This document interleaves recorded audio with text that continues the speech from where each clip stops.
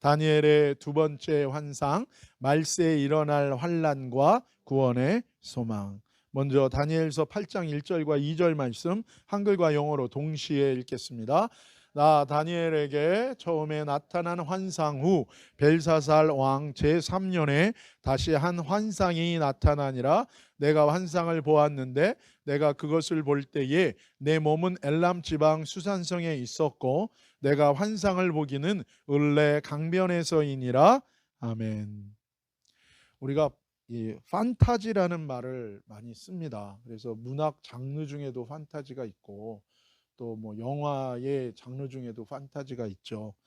이거는 흔히 공상, 상상의 산물입니다. 인간으로부터 나온 공상과 상상의 산물이에요. 하지만 이 다니엘이 본 이 환상은 그에게서 나온 게 아닙니다. 전혀 그의 어떠한 배경에서 나온 게 아니에요. 그게 아니고 하나님으로부터 온 거예요. 하나님이 보여주신 거예요. 하나님이 계시하신 거예요. 하나님이 보여주는, 하나님이 계획하고 계시는 인류의 역사 속에서 하나님이 어떻게 구원의 역사를 이룰 것인지에 대한 하나님이 그 메시지를 계시하시고 보여주기 위해서 하나님이 보여준 환상이에요. 그래서 이것은 판타지가 아니고 뭐예요? 비전이라고 얘기해요. 비전. 다니엘서 이 7장에 지난주 우리가 말씀을 나눈 것처럼 7장에 다니엘이 첫 번째 환상을 봅니다. 벨사살 원년에 이 영원할 것 같았던 이 바벨론 왕조의 마지막 왕이 세워지는 그 원년에 하나님께서는 아무도 이 강력한 바벨론 제국이 왕국이 무너질 거라고 상상을 못해요. 근데 그 마지막 왕이 세워지는 원년에 하나님은 다니엘에게 앞으로 이 바벨론 제국이 무너지고 그 이후에 일어날 나라들에 대해서 하나님이 보여주세요. 그리고 마지막에 그것을 이제 짐승으로 보여주고 마지막에 하나님을 대적하는 세상의 나라 이 짐승에 대한 것을 환상으로 보여주시죠.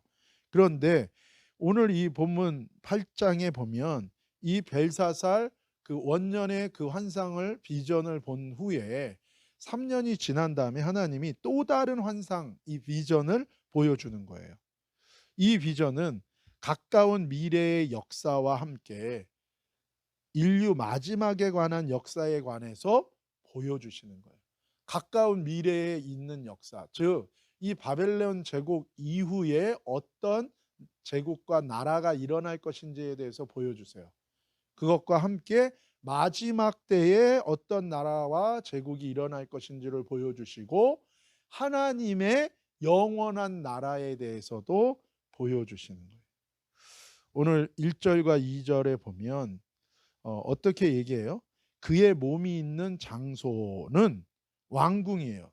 엘람 지방 수산 성 안에서 봤는데 그 CD에서 본 거예요. 그런데 그 환상을 보는 장소는 을레라는 이 강 옆에서 봤다는 거예요. 여러분 이걸 뭐라 그래요?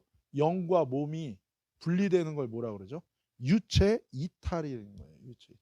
유체 이탈과 같이 이 다니엘의 몸과 영이 분리되어서 이 분리되는 영적 현상을 경험하게 된 것을 설명하고 있어요. 이 모든 영적인 현상이 다 하나님으로부터 오는 건 아니에요. 그렇기 때문에 우리가 주의하고 경계해야 돼요. 성경에서 말하는 영적이다라는 의미는 무엇입니까? 하나님께 속한 것을 영적인 거라 그러는 거예요. 성경에서는 하나님께 속하지 않은 모든 것은 영적인 현상일지라도 그것은 어떻게 표현합니까? 육적인 것이라고 얘기하는 거예요. 영적인 현상과 체험 그 자체가 그래서 우리의 목표가 핵심이 되어서는 안 되는 것입니다. 지나간 이 기독교의 교회사를 보면은 항상 문제는 뭐예요? 영적인 현상을 추구하는데 결국에는 다른 영으로 가버리는 거예요. 왜 그렇습니까?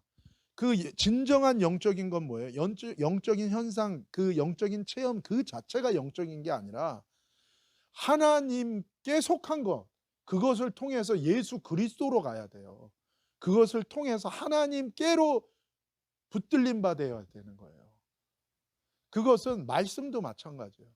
예수님이 바리새인들을 향해서 뭐라 그랬어요? 너희가 말씀하는데 이 말씀이 내게 대하여 증거하지만 하는데 너희들은 나를 믿지 않는 건 왜 그런가? 니네가 말씀하지만 너네는 말씀을 다 알면서도 니네는 진짜 말씀을 믿는 게 아니기 때문에 이 말씀이 증거하는 나를 너희들 앞에 있는데도 너희가 못 알아본다는 거예요. 똑같습니다. 지금 이 시대도 성령 영적인 거 하면서도 뭐예요? 결국에는 자기를 구하는 거예요. 그러니까 뭐예요? 그건 다 육적인 겁니다. 어떤 영적인 현상을 경험해도, 영적 체험을 해도요, 영적 능력을 경험해도 결론은 뭐예요? 다른 영으로 가거나 자기를 추구하면서 철저히 육적인 걸로 가는 거예요. 그걸 통해서 예수님께로 가야 되는 거예요. 거기서 자기가 회개하고 예수님께 모든 것을 다 걸고 예수님의 생명과 내가 하나로 조인돼야 되는데 그걸로 가지 않는 거예요. 아니면 또 뭐예요? 말씀하면서 결국 뭐예요? 매일 큐티를 하지만 그러나 결국에 뭐예요? 말씀을 깨닫고 은혜를 주시는데 그걸 통해서 그 말씀을 통해서 증거하는 예수 그리스도께로 가고 예수님께 속해야 돼요.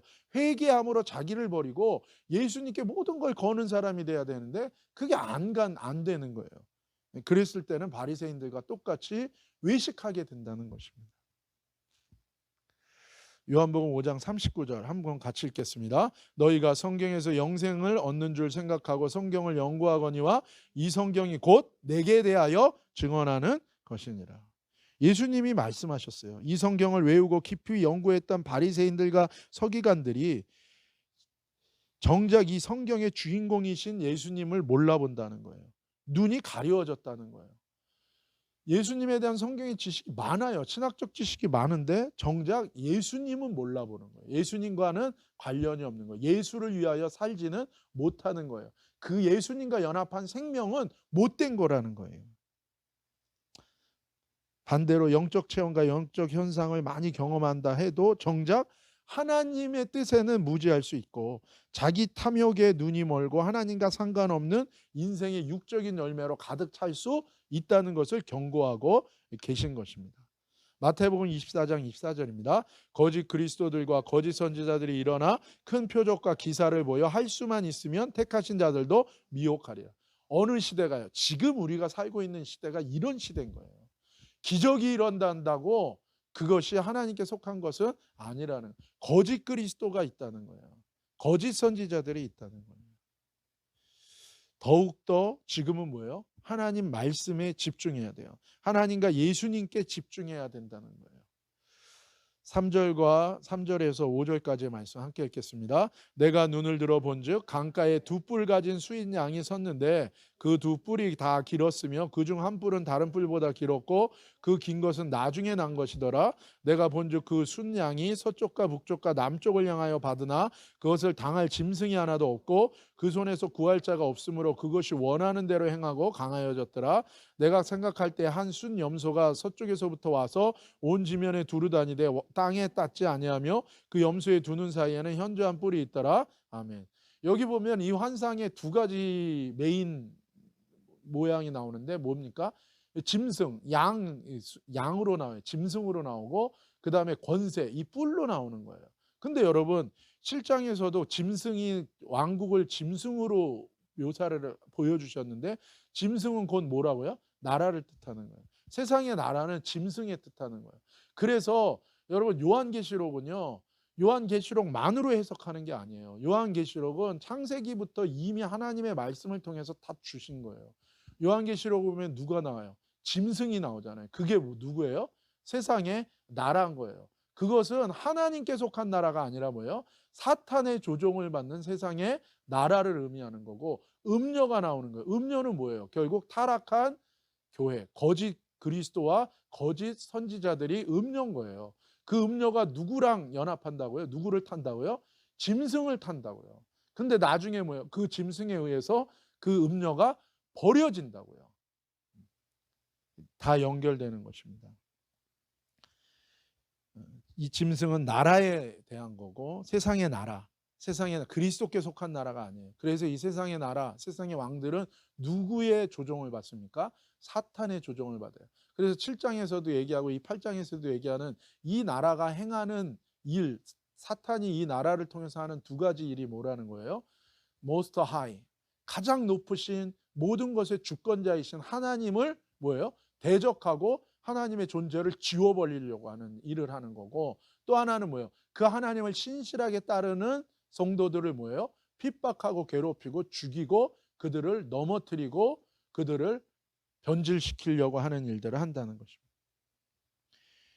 이 3절에서 5절을 보면 뭐예요? 인류의 역사 속에서 짐승이 들이받으면서 무너지고 세워지고 한 나라가 세지고, 이걸 통해서 뭐예요? 역사 속에서 이 세상의 나라가 바뀔 거라는 걸 보여주는 거예요. 그래서 권세가 이동하는 것을 보여주고 계신 것입니다. 6절에서 8절입니다. 시작.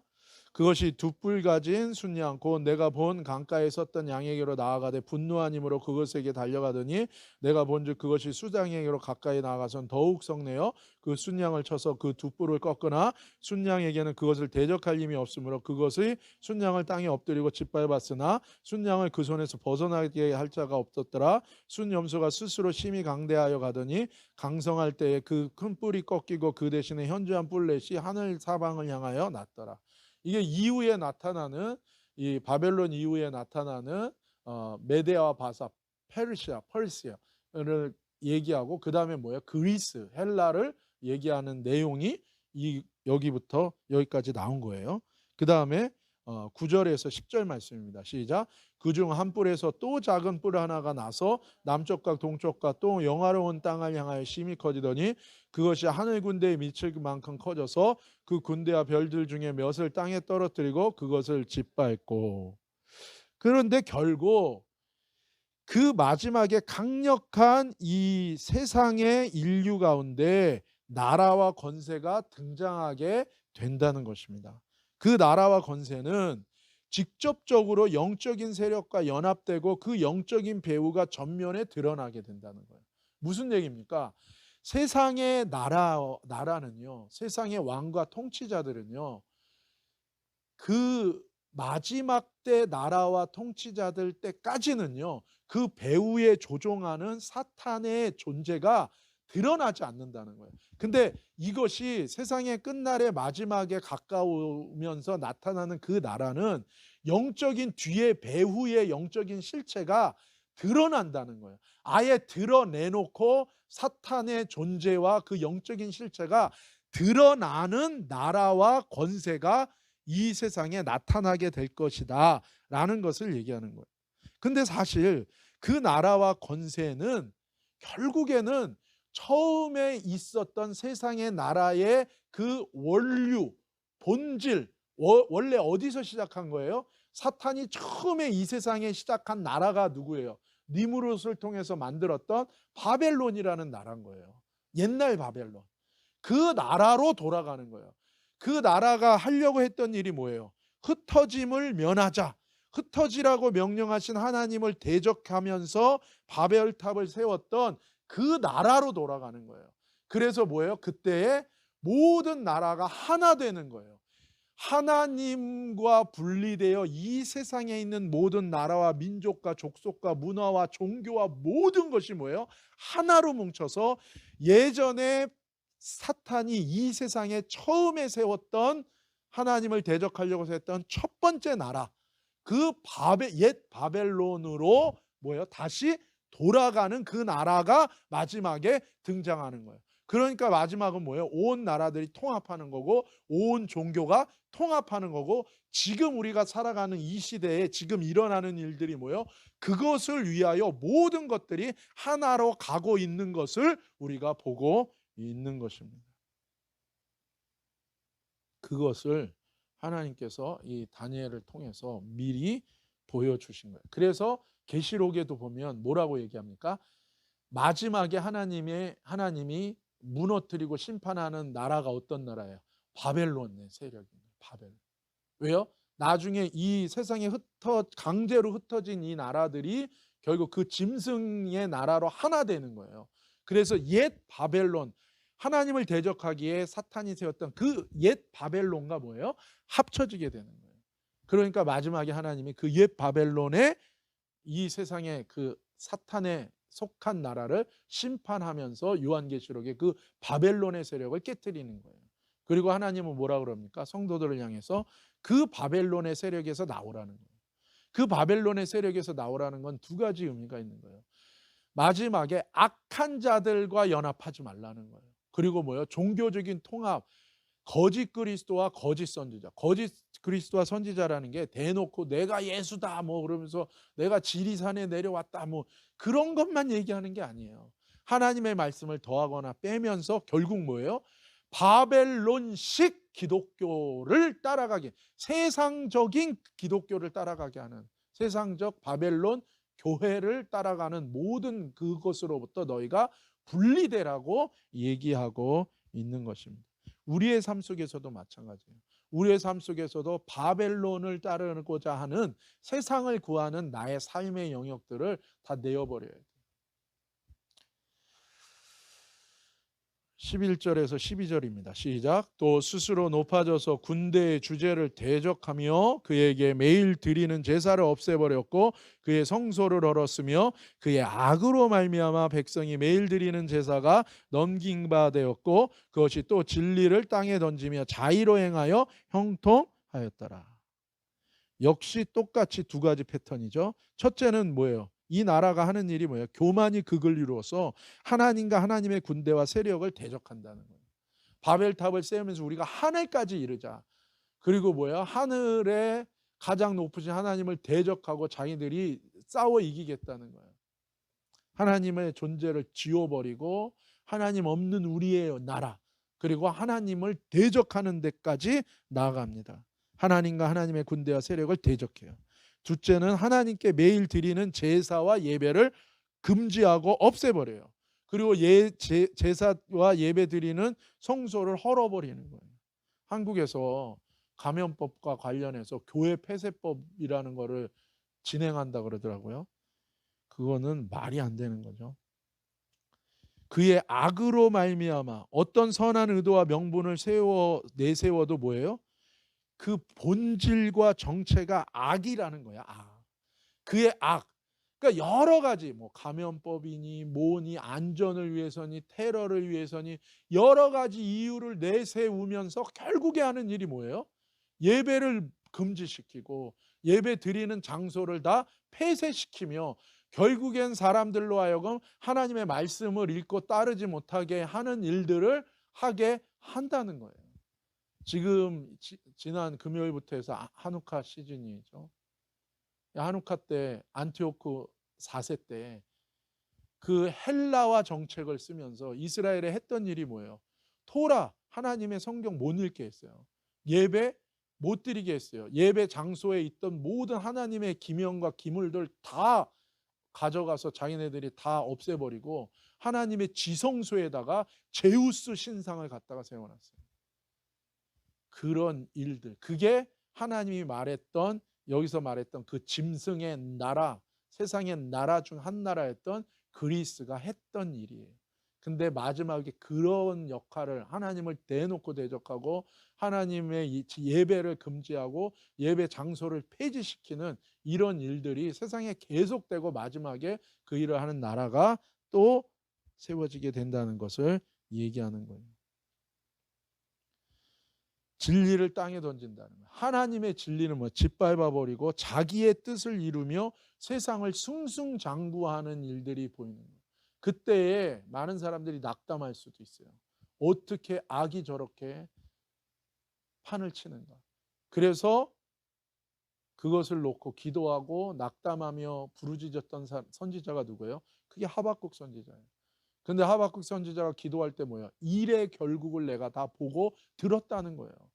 하나님이 결국 뭐예요? 하나님의 나라는 영원하다는 거예요. 하나님은 결국 심판한다는 거예요. 하나님은 결국 승리하신다는 거예요. 그랬더니 뭐예요? 그의 마지막 노래가 뭡니까? 외양간에 송아지가 없어져. 자기가 모든 것을 다 성취한 것이 이루어지지 않고 다 없어진다 하더라도 뭐예요? 나는 영원한 나라를 바라보면서 이 고난과 환난 속에서도 뭐예요? 나는 하나님만을 기뻐하고 끝까지 가겠다고 얘기하는 거예요. 그 가운데 하나님이 우리를 휴거시키면 뭐예요? 막 다 올라가는 거예요. 근데 마지막 때 하나님의 사명이 있어서 남아야 돼요. 또 남는 거예요. 그리고 순교의 세대가 된다. 그럼 또 그냥 가는 거예요. 이번 주 퀴즈 모임 때 아이들하고도 그 얘기했는데 우리 힘으로는 감당 못합니다. 그렇죠? 우리 힘으로는 감당 못해요. 어떤 아이가 그러더라고요. 그냥 깨끗하게 한 방에 끝내주면 좋을 것 같대요. 근데 그렇게 안 해요. 예. 그러나 뭐 하나님의 인도하심이에요. 그것도 다 은혜로 하는 거죠. 주기철 목사님 모판을 걸어간 것처럼 그게 사람의 힘으로 됩니까? 하나님이 붙들어 주시니까 돼요. 그러나 뭐예요? 아픔과 고통은 있죠. 그러나 자신을 던지는 거예요, 주님께. 그때 하나님의 은혜로 붙드시고 그 길 가게 하시는 거예요. 13절에서 14절입니다. 내가 들은즉 한 거룩한 이가 말하더니 다른 거룩한 이가 그 말하는 이에게 묻되 환상에 나타난 바 매일 드리는 제사와 망하게 하는 죄악에 대한 일과 성소와 백성이 내준 바 되며 짓밟힐 일이 어느 때까지 이를꼬 하며 그가 내게 이르되 2300 주야까지니 그때 성소가 정결하게 되리라 하였느니라. 한 가지 팁을 주세요. 뭐예요? 1300. 1300일 주야니까 1300일이죠. 악한 건세가 예배와 성소를 헐고 하나님의 백성을 짓밟는 일과 핍박이 1300주야 1300일 3년 반 동안에 일어날 거라는 거예요. 이게 계시록에서 나오는 그 3년 반이에요. 7년 환란 중에 3년 반인 것입니다. 이 날은 계시록 12장 14절에 16절과도 연결돼요. 한번 같이 읽겠습니다.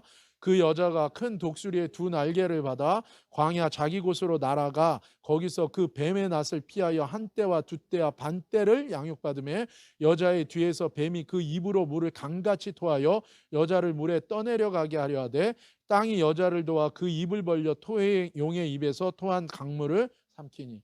이 여자는 이스라엘이고 이 여자는 이스라엘이고 교회인 거예요. 그리고 이 아이에 대해서는 그리스도라고도 얘기하고 이 아이는 성도라고도 얘기하고 교회라고도 또 얘기합니다. 여자는 이스라엘이에요. 그리고 이 아이는 그리스도라고도 얘기하고 또 교회라고도 얘기해요. 그런데 이게 분리되지 않아요. 성경의 관점으로는 뭐예요? 이 그리스도의 생명과 교회된 성도의 생명은 두 개예요, 하나예요? 하나인 거예요, 여러분. 왜요? 우리의 생명, 영적인 생명은 내 생명이 따로 있어요. 그 생명을 그리스도에게로 하나님에게서부터 그리스도에게로 받은 생명이에요. 그리스도에게 받은 생명이기 때문에 내가 받은 내 생명은 그리스도 하나인 거예요. 그래서 이 여자가 낳은 그 생명은 그리스도이자 그것은 또 모두 되는 거예요. 교회된 성도들도 되는 거예요. 그래서 이것이 같은 것입니다. 같은 것. 계시록에서 이 날들은 이 시기는 하나님의 교회를 양육하시고 보호하시는 기간이며 동시에 큰 용과 바다에서 올라온 짐승에 의해 핍박을 받는 날들과 시기이기도 하다는 거예요. 그 일을 겪고 지나간 후에 그래야 성소가 정결케 된다고 말씀하고 계신 거예요. 하나님이 이 어려움과 환난을 허락하시는 이유는 심판만이 아니라 뭐예요? 거룩한 회복을 위해서도 일어난다는. 마지막 때의 환난이라는 것은 두 가지 의미가 다 있는 거예요. 마지막 때의 환난을 통해서 하나님은 뭐예요?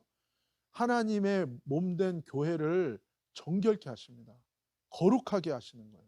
그것을 통과하면서 하나님의 교회가 뭐예요? 거룩하게 되고 온전케 되는 거예요. 그리고 그것을 통해서 뭐예요? 하나님의 뜻이 또한 이루어지기도 한다는 것이고 그것은 또한 뭐예요? 하나님의 신실한 길을 걷는 자들은 다 핍박을 받게 돼 있고 어려움을 받게 돼 있어요. 그래서 우리에게 필요한 계시록에서 뭐예요? 성도의 인내가 가장 필요하다는 것을 얘기하고 있는 것입니다. 위로만 있는 것이 아니라 회복을 위한 진통도 있다는 것을 주의 몸된 교회인 예수 그리스도의 생명을 받아 거듭난 하나님의 사람들은 기억하고 돌아보고 인내해야 되는 것이 중요한 것입니다. 그래서 사실 한국교회 원래 전통은 무엇입니까? 한국교회 원래 전통은 뭐예요?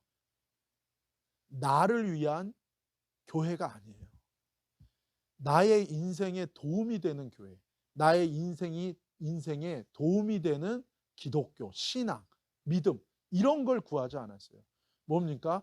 주님을 위한 교회, 주님을 위하여 믿음을 지키고 하나님의 말씀을 지키는 신앙, 이것이 원래 한국교회 전통 신앙이었어요. 근데 이게 나를 위한 부흥회가 나오면서 뭐예요? 나를 위해 복받고, 나를 위해 내 인생이 잘 되는 방법, 원리, 내 인생의 원리, 그러니까 좋은 말씀들, 그리고 영적인 좋은 축복들, 풍성한 축복, 이것을 구하면서 더하거나 빼고 다른 영을 쫓아가게 된 거예요. 그러다 보니까 정말로 주님 안에서 거듭난 교회, 여자가 낳은 그 아이된 그리스도의 생명을 받은 거듭난 교회는 하나님의 말씀을 지키기 위하여 자신의 모든 인생을 거는 교회로, 삶으로 나타나게 돼 있는데, 그 믿음과 신앙을 잃어버린 거예요. 그게 변질돼 버린 거예요. 그럴 때 세상에 용이 토하는 이 거짓의 강물에 휩쓸려 갈 수밖에 없는 것입니다. 그러나 주님의 몸된, 주님의 그 생명, 연합한 생명, 그 믿음을 가지고 있는 교회는 하나님이 어떻게 하십니까? 그 가운데 보호하시고, 오히려 그 환난을 통해서 거룩하게 하시고, 하나님께서 그 가운데 또 뭐예요? 하나님이 들려 올라가게 하시고, 마지막까지 또한 지켜주시고 인도하고 승리하게 하신다는 거예요. 그런 저와 여러분이 되시기를 예수님의 이름으로 축복합니다.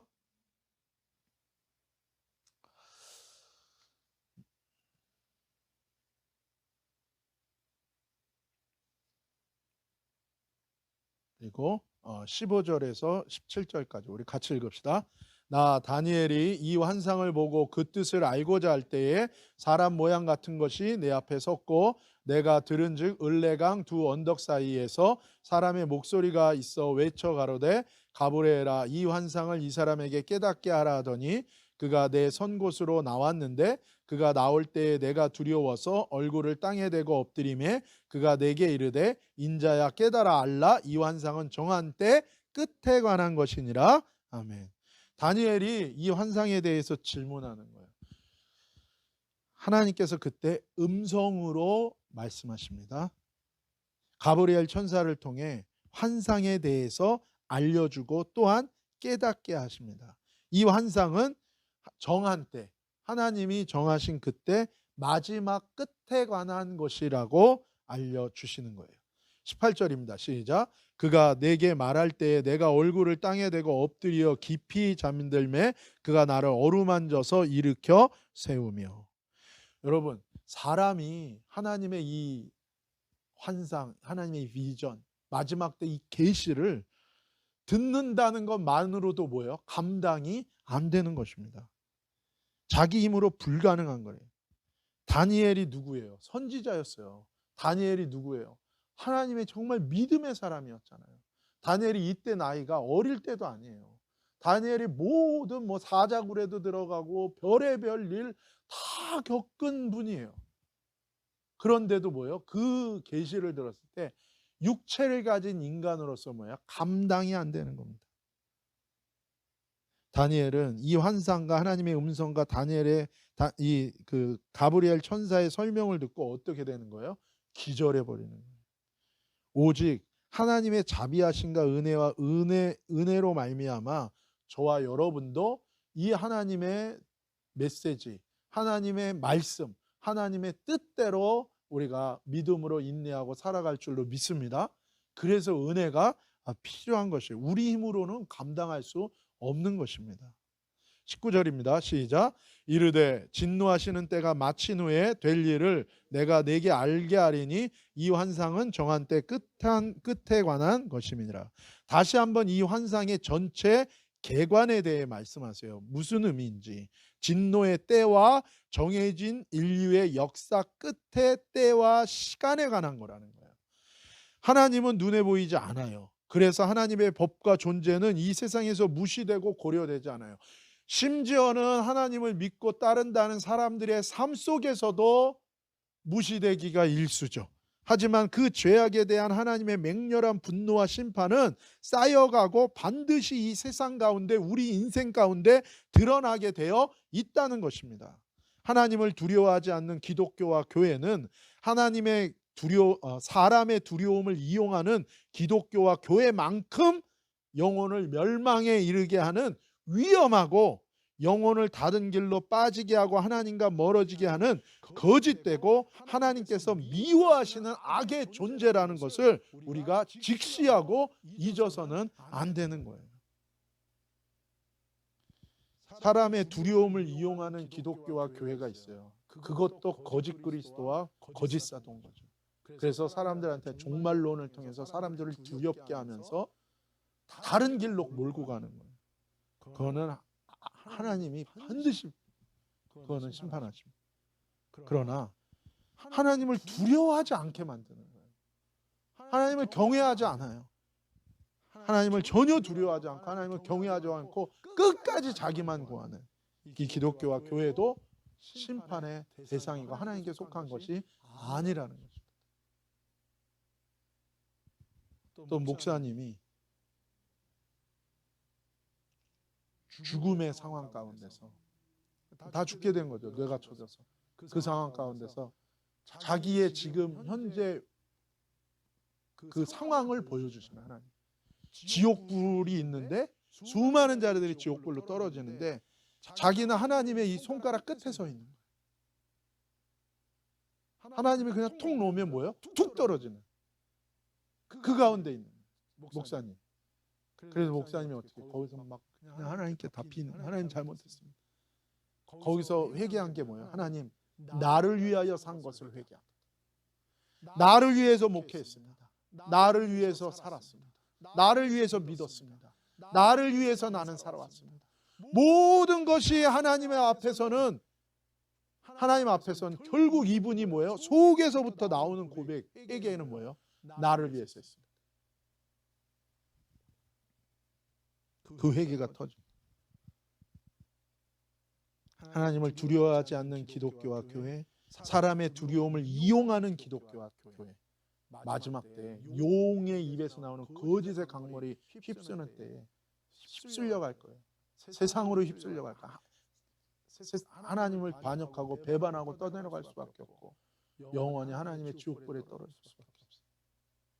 그러나 하나님을 두려워하며 하나님을 경외하며 정말 하나님께 회개하고 돌이키는 기독교와 교회는 하나님이 마지막 때에 보호해 주시고 지켜 주시고 인도해 주신다는 것을 우리가 잊지 않고 오직 회개하며 주님을 경외하는 저와 여러분 되기를 예수님의 이름으로 축복합니다. 20절에서 22절입니다. 함께 읽겠습니다. 내가 본 바 두 뿔 가진 숫양은 곧 메대와 바사 왕들이요 털이 많은 순념소는 곧 헬라 왕이요 그 두 눈 사이에 있는 큰 뿔은 곧 첫째 왕이요 이 뿔이 꺾이고 그 대신에 네 뿔이 났은즉 그 나라 가운데서 네 나라가 일어나되 그의 권세만 못하리라. 아멘. 다니엘이 이 환상을 본 때가 언제입니까?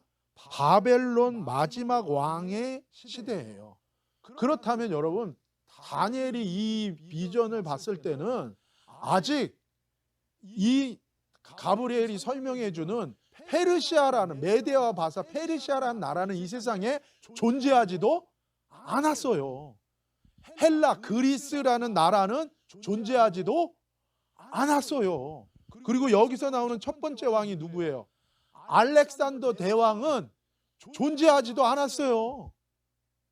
그런데 뭐예요? 하나님은 다니엘에게 미리 그 나라의 이름까지도 어떤 나라로 불리우고 어떤 나라가 나와서 인도까지 다 정복할 건지, 그리고 그 후에 4명의 분봉왕으로 나라가 4갈래로 나눠질 건지까지도 뭐예요?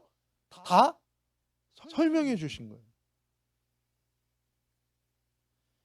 하나님께서는 이 환상 비전을 통해서 다니엘에게 앞으로 나타날 전혀 듣지도 못하고 본 적도 없는 나라와 권세와 시대에 대해서 미리 말씀해 주시고 보여주시고 계시하고 계신 거예요.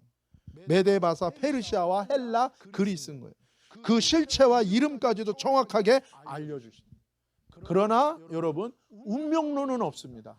하나님의 주권은 있어요. 그러나 운명론은 없는 거예요. 뭐 다 정해졌네. 그럼 뭐 내가 굳이 뭐 목숨 걸고 주님 따라갈 필요 뭐 있어? 하나님 다 알아서 하는 거 아니야? 내가 뭔 짓을 하거나 하나님은 나를 변화시켜 거룩한 자가 되게 하는 거 아니야? 그거는 하나님의 성경을 모르는 거예요. 하나님의 주권은 있어요.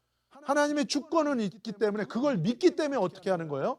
정말 그걸 믿는 자, 그분께 속한 자는 어떻게 되게 돼 있어요? 목숨 걸고 그분의 말씀대로 순종하게 돼 있어요.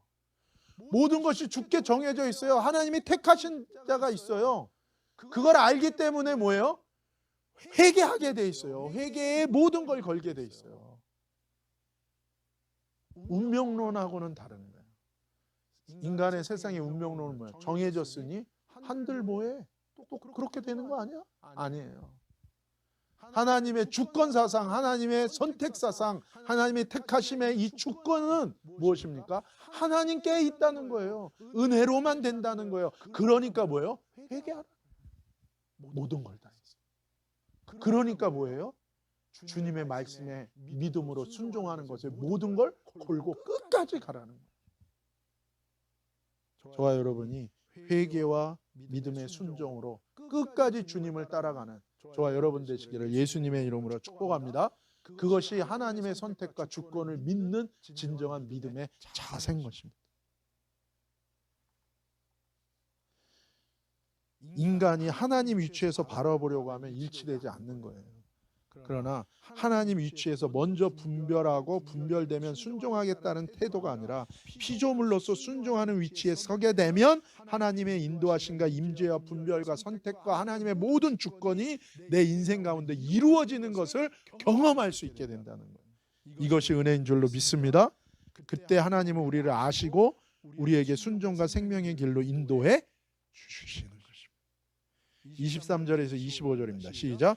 이 내 나라 마지막 때에 반역자들이 가득할 즈음에 한 왕이 일어나리니 그 얼굴은 뻔뻔하며 속임수에 능하며 그 권세가 강할 것이나 자기의 힘으로 말미암은 것이 아니며 그가 장차 놀랍게 파괴 행위를 하고 자의로 행하며 형통하며 강한 자들과 거룩한 백성을 멸하리라. 그가 꾀를 베풀어 제 손으로 속임수를 행하고 마음에 스스로 큰 채하며 또 평화로운 때에 많은 무리를 멸하며 또 스스로 서서 만왕의 왕을 대적할 것이나 그가 사람의 손으로 말미암지 아니하고 깨지리라. 아멘.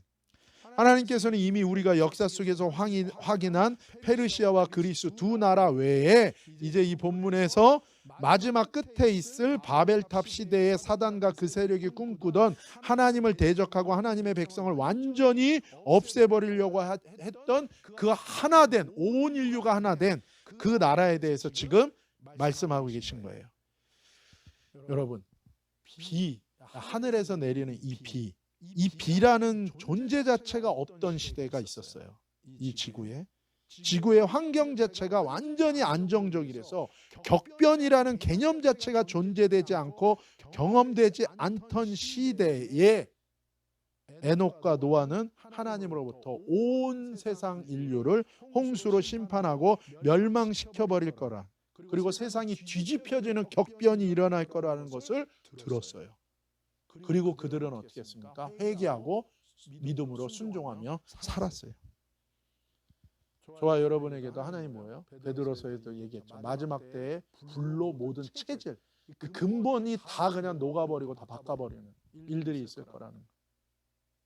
다니엘에게 보여준 이 두 번째 환상을 통해서 하나님께서 마지막 남은 이 나라에 대한 환상과 예언을 바라보고 기억하면서 너희는 하나님 앞에서 회개와 믿음의 순종으로 하나님과 거룩한 동행을 하며 하나님과 동행하며 살아가는 부르심의 삶을 살라고 저와 여러분에게 말씀하시는 거예요. 당연히 사람은 평안을 바랍니다. 안정을 바라요. 하지만 뭐예요? 25절 말씀처럼 그 나라는 하나님을 버리고 자신을 따르지 않으면 평화로운 때에 그 평화를, 그 안정을, 그 편리함을 누리지 못하게 되도록 많은 무리를 멸하고 모든 나라를 압제하는 그 나라가 올 거라고 말씀하고 계시는 거예요. 그렇기 때문에 지금 이 시대에 평안만을, 안정만을, 편리만을, 위로만을 구하는 기독교와 교회는 큰 미혹에 빠질 수밖에 없는 것입니다. 그리고 믿음에서 이탈할 수 있고 배도하고 반역할 수밖에 없을 수 있는 거예요. 오히려 계시록에서 이 다니엘서에서 계속해서 얘기하는 건 뭡니까? 인내로서 지키며 싸울 준비를 하라고 얘기하고 계신 거예요. 그러면서 마지막에 25절 끝에 뭐라고 얘기합니까? 한 가지 더. 그러나 사람의 손으로 말미암지 않고 깨지리라고 약속하시는 거예요. 큰 환난 속에서 믿음을 지켜야 하는 결단과 준비해야 되는 이 엄중한 무거움 속에서 그러나 악이 직접, 사단이 직접 드러나 완전히 이 세상을 덮는 시대가 왔을 때 그때는 황당하잖아요. 진짜 세상의 나라가 아예 대놓고 그냥 사탄 짓을 하는 거예요. 대놓고 하나님이 성경에서 이건 죄악이라 그러는데 그걸 법으로 그게 옳다고 얘기하는 거예요. 하나님의 성을 바꾸어 가지고 그것이 옳다고 그러고 그 성경을 얘기하면 감옥에 가야 되는, 세상이 어떻게 이렇게 악으로 뒤덮이고 아예 사탄을 세우고 사탄을 예배하고 다른 모든 예배를 못 드리게 하는 그런 때가 올 때에, 그런 상황 속에, 그런 때는 어떤 때라는 거예요? 이제 하나님도 직접 나타나서 그 악을 심판하는 때라는 것을 25절에 보여주는 거예요. 그러나 그가 사람의 손으로 말미암지 아니하고 깨지리라. 무슨 얘기예요? 그때는 다른 나라를 이용해서 그 나라 무너뜨리는 정도가 아니라 뭐예요? 그래? 마지막에 이제 사탄이 아예 그냥 그를 따르는 이 짐승의 나라들과 함께 세상에 아예 드러나 놓고 악으로 하나님의 사람들을 괴롭히고 힘들게 하는 그때는 어떤 때라는 거예요? 이제 그때는 곧 하나님이 직접 나타나서 그 나라를 다 깨버리고 하나님의 나라가 세워지는 그때라는 것을 또한 기억해야 된다. 그래서 여러분, 저와 여러분이 기억할 게 있어요. 세상이 이렇게 악해지면 뭐예요? 우리가 정말 이렇게 어두워져. 더러운 게 문제가 아니라 지금은 뭐예요? 어두운 게 문제인 시대가 됐어요, 여러분. 예전에는 세상이 더러워서 문제였어요. 근데 지금 뭐예요? 세상이 어두워지는 거예요, 여러분.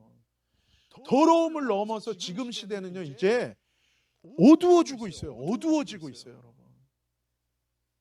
근데 우리가 기억할 건 뭐예요? 어둠이 깊어지면 이제 새벽이 오는 거예요. 빛이 비치는 것처럼. 세상이 어둠으로 짙게 깔린다는 건 뭐예요? 빛 대신 주님이 이제 직접 나타날 때가 또한 가까이 온다는 또 다른 시그널이라는 것을 우리가 기억하고 우리는 하나님의 말씀을 끝까지 인내로서 지켜야 된다고 얘기하고 계신 것입니다. 지금은 용이 그 거짓의 물을 홍수처럼 세상에 흘려보내며 수많은 사람들을 휩쓸리게 만드는, 한마디로 거짓이 진실이 되는 시대예요. 모든 매스미디어에서 다 거짓을 얘기합니다. 그리고 결국 점점 더 그렇게 될 거예요.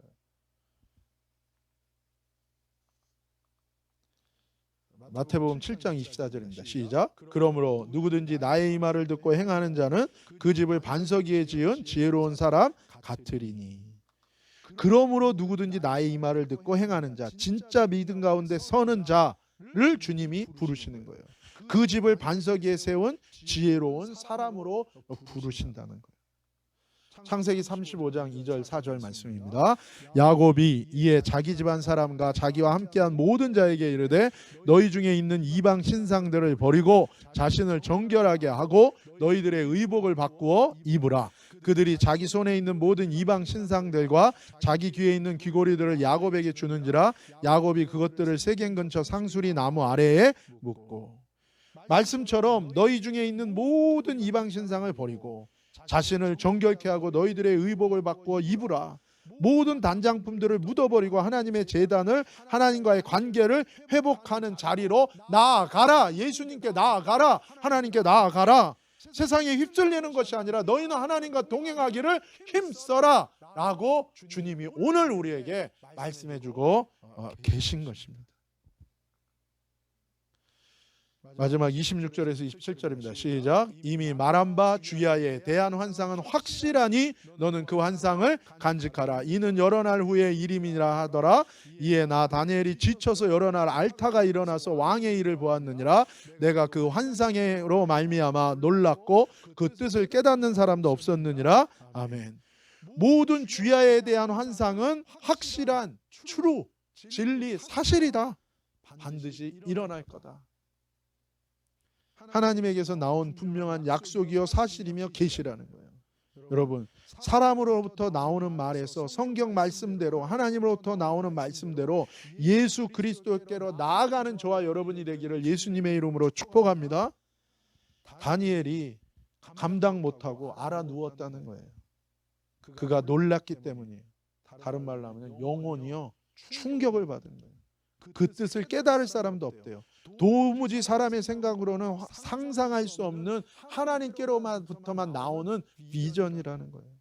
그러나 뭐예요? 역사는 그때 이후로 흘러갔어요. 정말로 메데, 바사, 페르시아가 나왔고 그리스가 나왔고, 그리고 우리는 마지막 때에 이 바벨론의 세력으로 온 세상의 나라와 종교가 통합되어져 가고 있는 것들을 우리가 목도하고 있어요. 그리고 그 속에서 우리의 작은 인생도 어느 한 시점에 태어나 우리의 인생도 같이 흘러가고 있어요. 오늘 하루, 이번 한 주간 영원하신 지극히 높으신 왕이신 하나님 예수 그리스도 성령 하나님을 구하고 그분께 나아가는 저와 여러분이 되기를, 그분과 동행하는 이 시기가 되기를 예수님의 이름으로 축복합니다. 이 한옥화 시즌에 정말 온갖 우상으로 더러워졌던 성전을 힘도 없었어요. 그런데 하나님을 믿고 마카비와 그의 집안이 떨쳐 일어났을 때 하나님이 승리를 주고 성전을 제일 먼저 청결케 합니다. 그리고 나라를 회복해요. 그 은혜를 하나님이 주세요.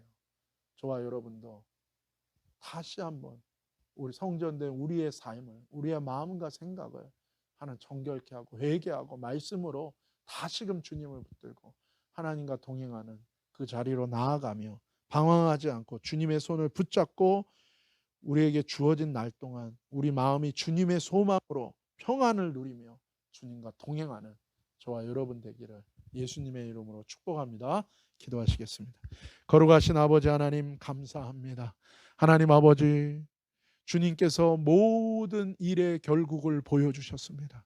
그리고 하나님, 그러나 끝까지 인내하며 참고 하나님의 나라를 바라며 우리가 나아갈 때에 하나님의 나라를 볼 것입니다.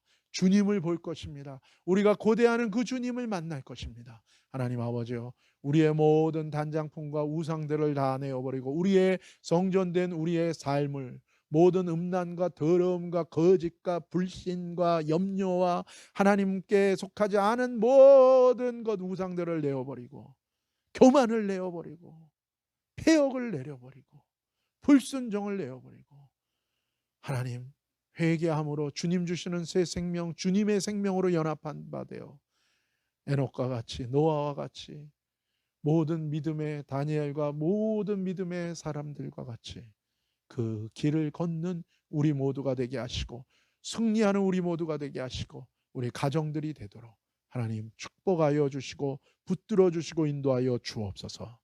우리 가운데 역사하시는 주님을 찬양합니다. 우리 가운데 일하시는 주님을 찬양합니다. 우리 가운데 행하시는 주님을 찬양합니다. 그 주님께 전심으로 의뢰하고 모든 것을 걸고 나가는 하나님의 사람들로 인도하여 주옵소서.